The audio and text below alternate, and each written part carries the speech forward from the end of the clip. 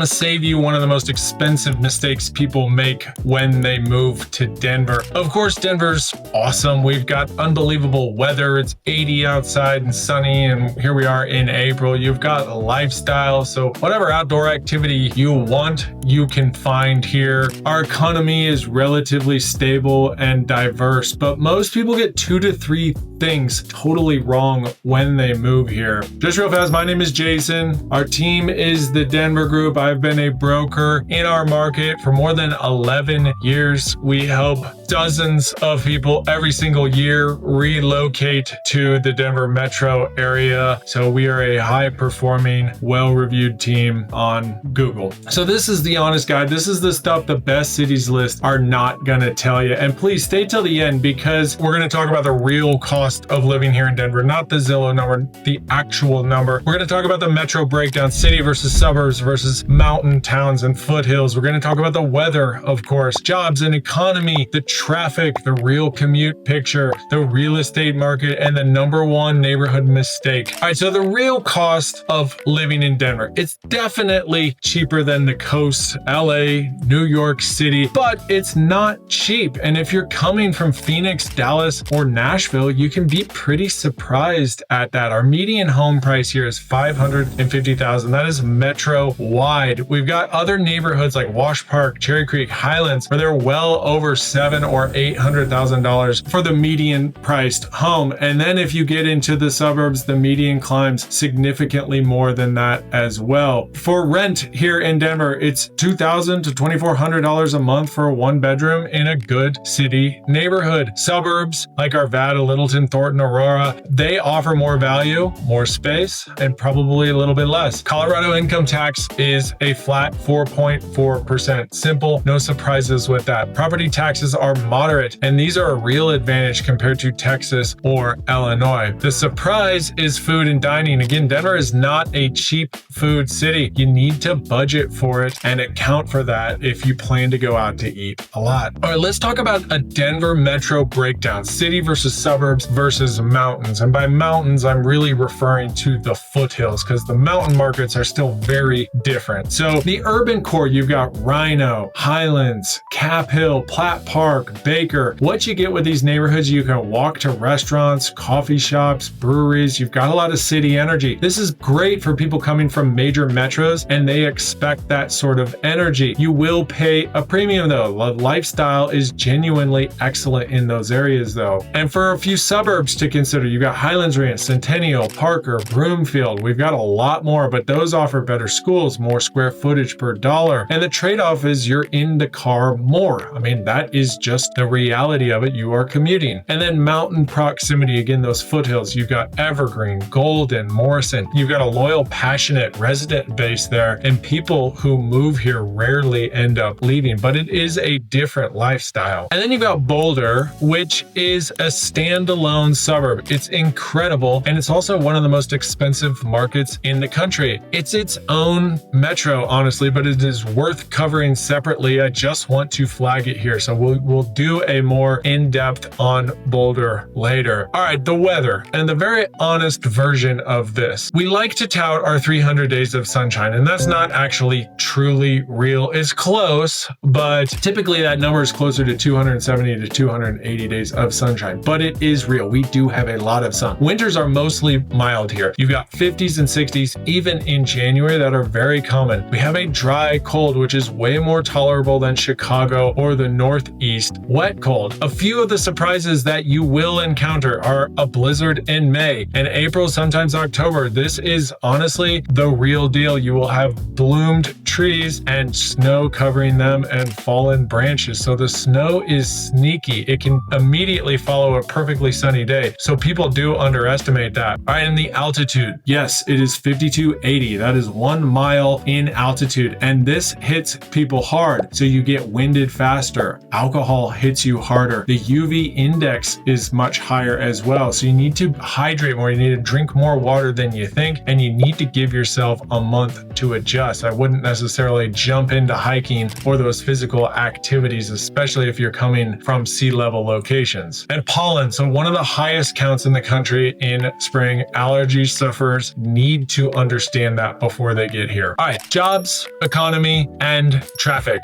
Our unemployment is consistently below national average. What's great is we have a diverse economy. So we've got tech, we've got aerospace, we've got finance, we've got healthcare. We also have the cannabis industry. We are a remote worker destination for a lot of people, and that's the lifestyle that is driving that housing demand here. On the traffic corridors, you've got I-25 and I-70, and these can genuinely be brutal during rush hour. Absolutely. So if you are coming into downtown and going back to the suburbs, you need to account for that. Suburb to downtown commutes can be 45 to 75 minutes each way on bad days. RTD is our light rail system, and it is useful, but that has had some challenges since COVID. Cleanliness, safety are some of the flagged issues. There is talk of a front range passenger commuter train that will run all the way from Pueblo to Fort Collins, and that will be interesting, but that is still a long time out. Strong advice is to let your commute drive your neighborhood decision from day one. You really need to understand where you're going to and where you need to get to, and just take that into consideration. For a deeper dive, of course, stick around and